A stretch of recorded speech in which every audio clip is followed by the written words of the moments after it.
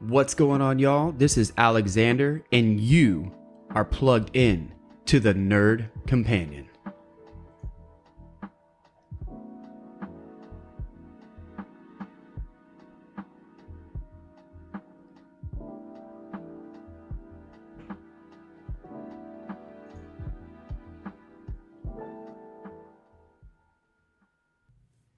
What's going on, y'all? This is Alex from the Nerd Companion. I just wanted to come out and do a special episode. I was made aware earlier this year that there was going to be a show that Amazon was going to release called Fallout. Now, I don't know if any of you know what that is, but it comes from a video game called Fallout. Oh my gosh.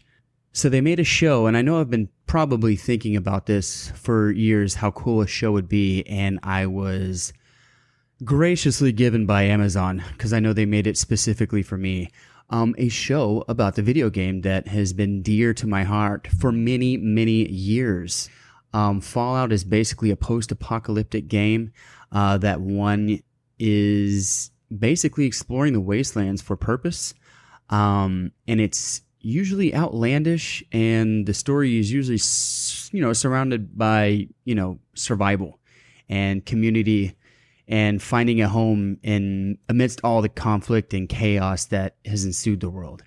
Most of the Fallout games take place after a nuclear fallout, essentially, and the humans have built these underground bases that only the rich basically had access to purchase real estate in. When the nuclear holocaust began, of course, only the wealthy were able to get into these Fallout bunker shelter units, and they kind of just waited until basically it was safe to come out. And so each game, depending on which one it is, takes place in a different time and also takes place in a different location. The first one I played was Fallout 3. I know that I was probably late to the game in comparison to some of the Fallout fans out there, but there's three predecessors to Fallout 3. There's Fallout 1, 2, and then Tactics, all of which are very old games that were on PC. Fallout 3 was the first that included a first-person, third-person shooter style of the game, and it took place in Washington, D.C., which is cool because it's a huge map, a lot like Skyrim or the Elder Scrolls series, and you basically are running around, DC in a basically apocalyptic version of it. And they have some of the real landmarks there that make it really interesting as well. There's also Fallout New Vegas, which takes place in Las Vegas, which was an interesting take. Took place in a different time in a different location. Then you had Fallout 4, which is one of the later releases of the game that took place in Boston, Massachusetts. It's probably my favorite one. I think they really streamlined that game. I would like to talk about these games in detail with you all and hopefully with a guest soon, but they released a show this year called Fallout. I know nothing about it. I tried not to do too much research on it. And the episode dropped today on April 11th. Even though if you Google it, it says that it releases on April 12th. On my app, it lets me watch all 8 episodes. So I'm going to be talking about the show in this episode. At the current time of this recording, I haven't watched any of it. I'm scared to watch it because I'm scared I will be blinded by nostalgia and will overlook a lot of flaws that the show may have. I'm worried that the show will not be good, but even IMDb has hit it at an 8.1 at the moment. I know it's fresh. That rating can go down. But I'm super excited to watch it and see where it goes because it's always been a game that's been near and dear to my heart. Every single Fallout I've played, I've really enjoyed. I think they're really great games. And I'm just super excited to watch it. So at this point, I think I'm going to stop recording. I will probably watch the first episode and then come back on and talk about the first episode and what it may and how it affected me and what I think about it in general. I hope you guys enjoy, but when I come back, I will have something to say about the first episode. Godspeed. Oh my God. Okay, I just had to come back for that cold opening of the show, and I promise I'm going to go right back and watch it. But, oh my God. Oh, yikes. Yikes in a good way. I'm getting all the feels, all the fears and feels. Okay, I'll be back. Who doggy vault dwellers, welcome to the Nerd Companion. Thank you for tuning in. Just finished the first episode of Fallout Season 1. I will say that it has me intrigued. I'm letting it all marinate, excuse me, because I just walked away from the credits. Couple takeaways. The director and producer, Jonathan Nolan, he also directed, produced it, and I believe wrote Westworld on HBO. And he is the brother of Christopher Nolan, the legendary Christopher Nolan, who did Inception, Interstellar, the Christian Bale Batman trilogy. Let's see, Oppenheimer. And, you know what, I'm not even going to get into all the movies that he made because that's not really who we're talking about. We're talking about his brother, Jonathan. And if there's anything I can say about the Nolan brothers is that they know how to put a good product together for entertainment. I am now coming off the show and am feeling intrigued about it. I will finish the season. If you are wondering why there is not more enthusiasm in my voice, I've had a long day. I am recording this late at night. And I'm also 2 shots of tequila in. I figured I have 2 shots of tequila to celebrate a live action iteration of one of my favorite video game franchises of all time. I'm super excited. I didn't really want to go into too much. I don't want to give too many spoilers away, but I will go over basic premises. I don't think anything that I will disclose in this episode is major spoilers. I don't think there was any big spoilers in the show.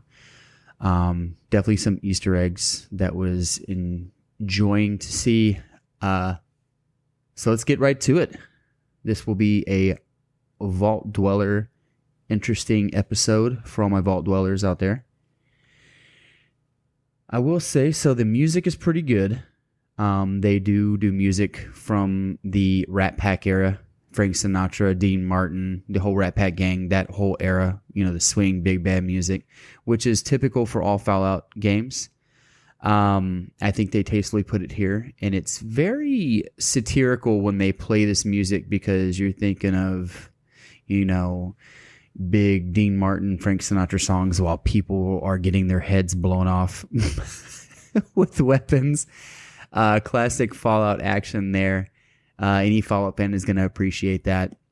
But the original composed soundtrack is by, forgive me if I'm wrong, Giovanni, who wrote the soundtrack for Game of Thrones.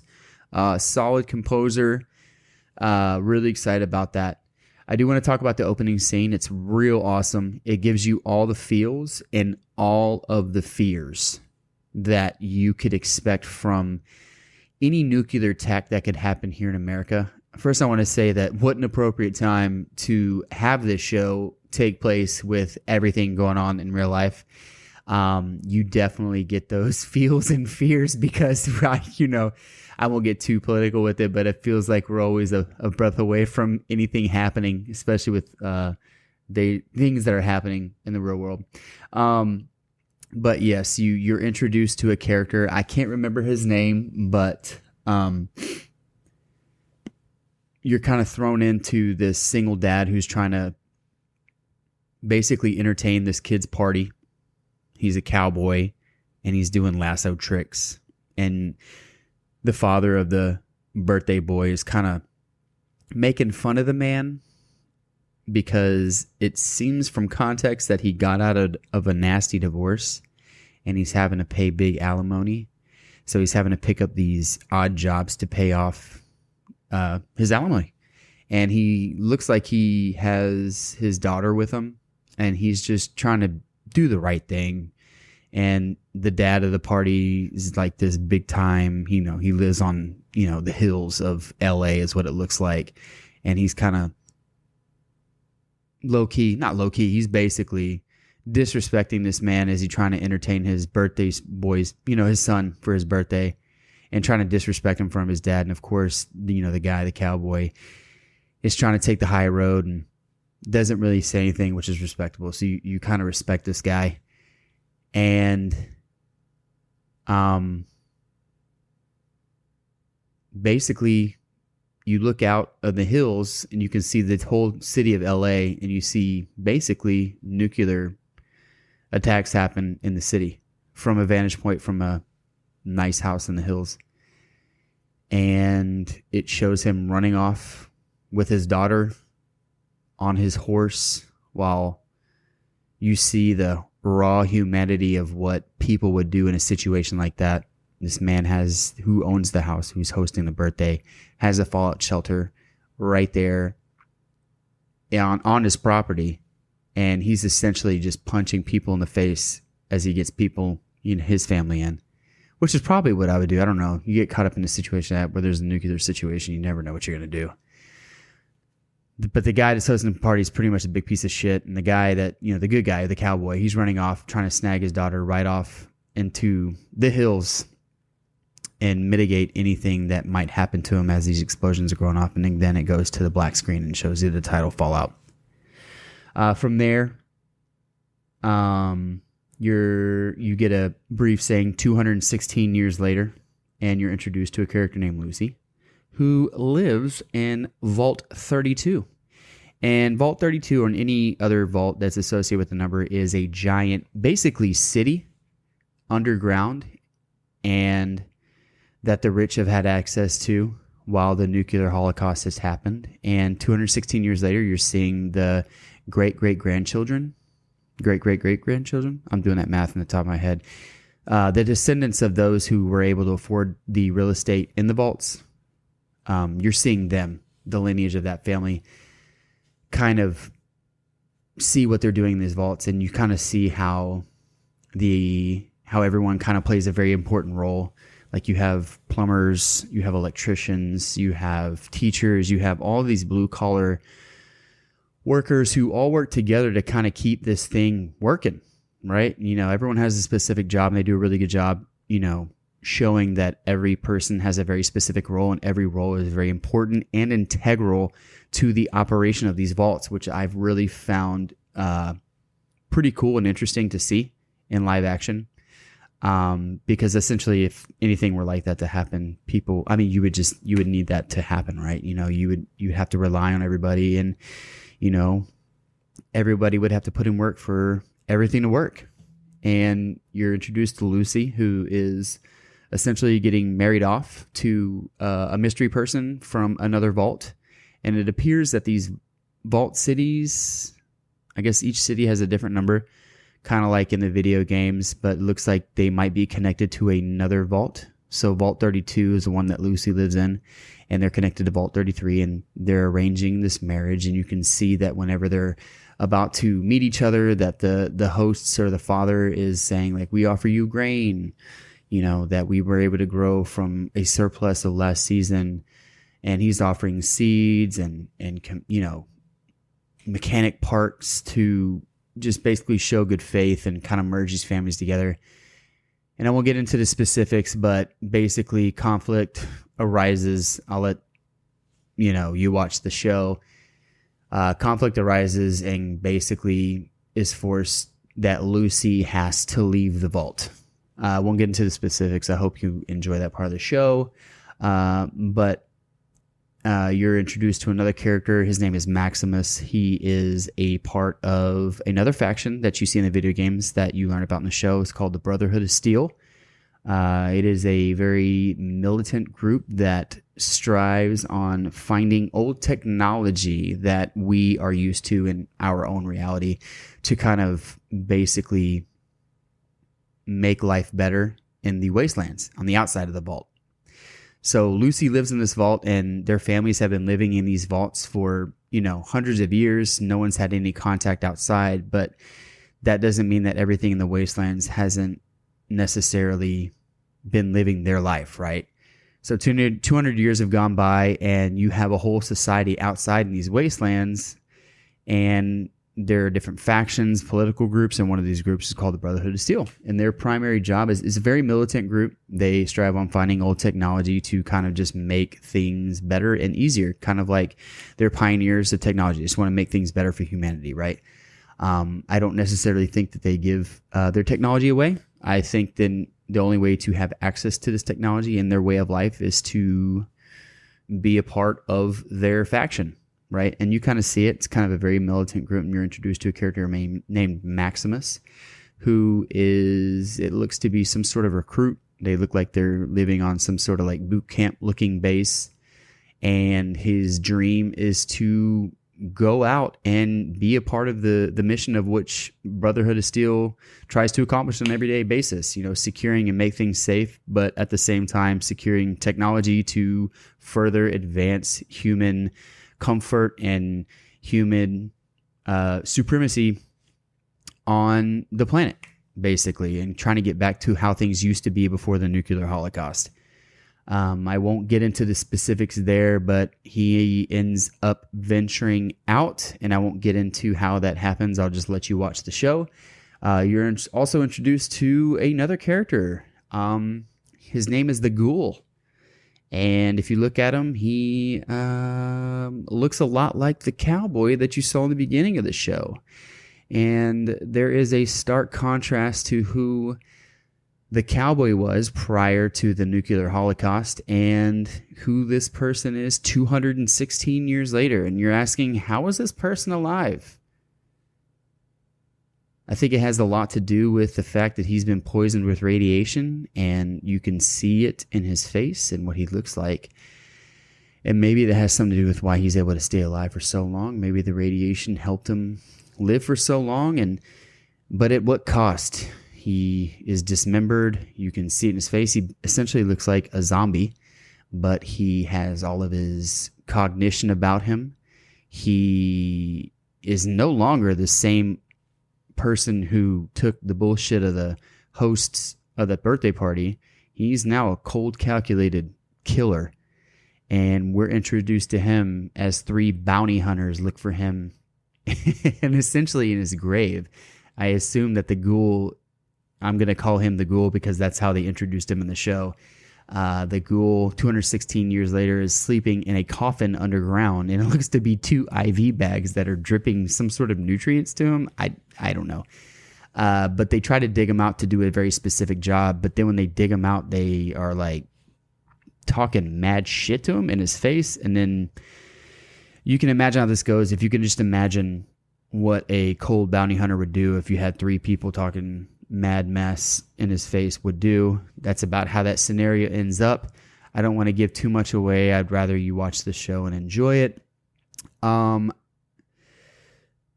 think it's essentially how the show ends. It kind of just introduces the characters. It kind of shows you another faction without telling you what the faction is. It's the faction I talk about is the Raiders.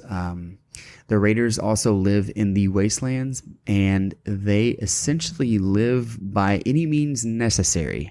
You hear Raiders, and you can probably draw your own conclusion on how they live. I mean, if you think of any Mad Max movie, it's essentially like that. It's just, they're the modern, I wouldn't say modern, but they're the wasteland equivalent of what Vikings were. They go, they rape, kill, and pillage, and that's essentially what they do. So important takeaways for the first episode is the introduction of the factions. You have the Vault Dwellers, which are the people that live in the vaults who refuse to go out into the wastelands because they have this cushy life in the vaults, except those who are courageous enough to step out into the wastes, which you have Lucy, and she goes out into the wastelands in the first episode. I won't tell you the reason why. You'll have to just watch it. Then you have Maximus, who is a recruit in the Brotherhood of Steel, who by chance gets the ability to go out and do what he wants to do, which I won't reveal how he's able to do that. And then you have the Ghoul, who is another character who was the nice man in the very beginning, trying to do the best he can for his daughter as a single dad. And what you see of him 216 years later is not who he was in the first scene. is a sarcastic, cold-blooded killer, but I imagine that's a product of who one would become if you live in a savage wasteland for 216 years. That might be what you must become. I give the show, and yeah, I say all this to say that I am a crucial rater when it comes to how I rate my books and movies. I rarely give out 10s. If you're a 10, I don't think I can rate anything I've ever seen as a 10. I have a few 9s in my book. I have more 8s, and I think a lot of things that I really enjoy when you're talking about Star Wars, Lord of the Rings, this one, stuff like that, Harry Potter's, like those are going to fall in the 7s for sure. I'm going to give this first episode a 6, and I know you're probably thinking a 6 out of 10 is a failing grade. This is 60%, but a 6 in my definition of rating is a solid choice. I think it has a lot of room to grow. Again, I haven't seen the last 7 episodes. I just watched the first one, and the first episode was primarily focused on setting up these 4 main characters that you look at. Even though I only named 3. Yeah, I messed that up. There's those 3 characters, but I mean, there's more characters than that. But the 3 main, what seems to be protagonists, it's really just setting up for them. And I'm super excited to watch the rest of the season. And I think when I complete the season, I will do a full analysis of the show. And I will be following the show very closely and probably do a review on every season because it's just come out. And I'm super excited about this, y'all. This literally just popped up on my feed literally as I was picking up my kids from school today. And I immediately was saying to myself that I need to watch the first episode and put out a first impressions episode for the Fallout show. Super excited again. One thing. There's one thing that I did not like about the show. Anybody that plays the video game Fallout is familiar with the item Stim Pack. The Stim Pack in the game serves as something that heals you if you've been shot or injured in the game. It is used in the show, and somebody is stabbed in the abdomen, and I will say that someone that has seen stabbings in the abdomen and seen what that looks like years later or days later or months later, that is like the worst place to get an injury. And if you get stabbed or there's any sort of like injury, like a puncture, gunshot, trauma, those hollow organs, like if you get stabbed, you're in a lot of trouble, dude. And it takes a lot of medical intervention to even stabilize that and even regulate that for years to come. And the person used a stim pack and like we were good.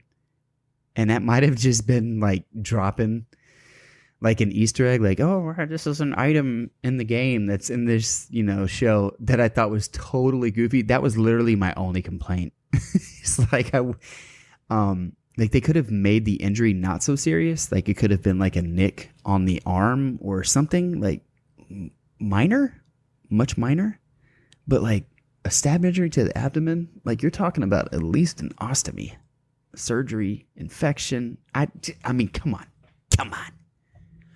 But I won't dig too much into it. It's obviously not a real show. This is not like real. I mean, you don't have ghouls running around living 216 years. So I'll just take it with a grain of salt and just try to look at it from an entertainment perspective, as everyone should. But for the main picture, I think it's a really good show. The music is awesome from a composer's standpoint and from a selection standpoint when you're talking about the Rat Pack Gang with Dean Mark and Blue Moon. But that's about it, y'all. I hope to do more episodes about this show and about this game in general. But that's all I gotta say. Thank you, Vault Dwellers. If this is a favorite, hit a like, subscribe. You know what to do on all the socials. Thank you, and good night.